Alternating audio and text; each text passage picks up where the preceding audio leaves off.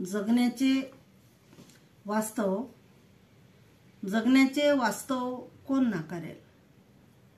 कुणीच नाही. वास्तव दाहक असते आणि ते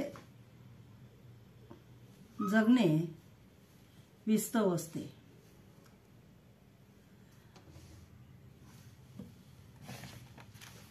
जीवन तेव्हाच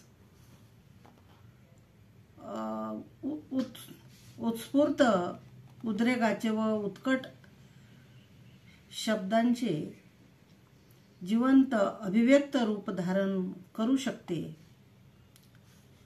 आयुष्याची घुसमट असह्य झाली की व्यक्ती शब्दांच्या प्रेमाच्या सावलीत विसाव्याला येऊ पाहत असतो.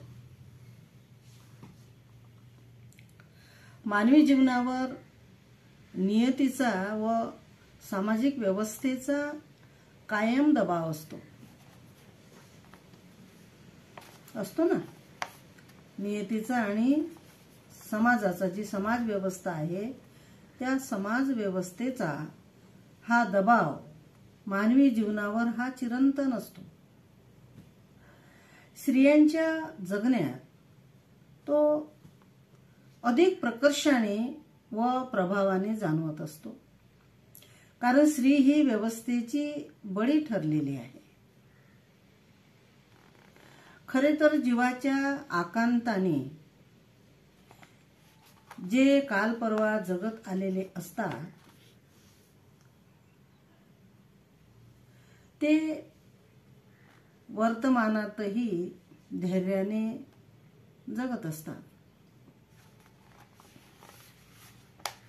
अनुभवाचे पदर जसजसे वय वाढते तसतसे नव्याने उलगडत असतात आणि ते पदर उलगडत जात असतात. भूतकाळातील अनुभवाचे पदर जीर्ण होत असतात आणि वर्तमानातले हे पदर नव्याने निर्माण होत असतात. या अनुभवाच्या असह्य आणि असंख्य धाग्यातून निर्माण झालेल्या पदराची जाणीव मात्र काहींना अखेरच्या टप्प्यातच होत असते. काळाच्या ओघात माणूस भावनिक असला तर भावनेसोबत वाहतच जात असतो. वैचारिक असला तर सद्विवेकबुद्धीने आयुष्यातील चांगल्या वाईट घडामोडी आणि त्या घडामोडीचं पुन्हा पुन्हा मूल्यांकन करत असतो.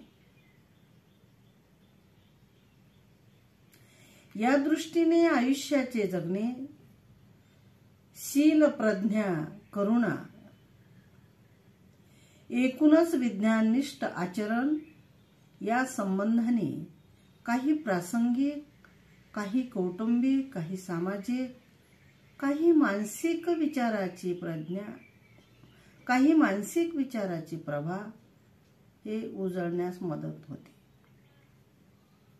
मानवाने मग ती स्त्री असो की पुरुष असो जगण्यातली अपरिहार्यता शांतपणे स्वीकारली पाहिजे. मानवी संबंधातील आणि मानवी समाजातील जे संबंधाचे व्यवस्थेचे जीवन व्यवहार त्यांनी विचार करून तटस्थपणे नैसर्गिक सिद्धांतानुसार निरखले पाहिजे व सकारात्मक विचाराने आणि भावनेने माणसाने जगले पाहिजे. आपल्या स्वतःच्या अनुभवाचे शहाणपण त्यांनी प्रांजळपणे कबूल करून इतरांना त्रास होईल असे न वागता संयमितपणे आपल्या आयुष्यात आपल्या जीवनाचे विचरण केले पाहिजे. निसर्गाबरोबरच स्त्री पुरुषांनी आपल्या स्वतःच्याच आंतरिक विश्वासासह जगले पाहिजे. अशा प्रकारे मानवी समाजातील स्त्री पुरुषांनी भूतकाळ, वर्तमान काळ आणि भविष्यकाळ या तिन्ही काळांपैकी वर्तमान काळालाच आपण कशा प्रकारे व्यवस्थितपणे, तटस्थपणे, वैचारिक दृष्टीने आपण कसे साजरे करू शकतो आणि वर्तमानात आपण किती चांगल्या प्रकारे जगू शकतो आणि इतरांनाही जगण्यास प्रेरक ठरू शकतो, हे अतिशय महत्त्वाचे आहे.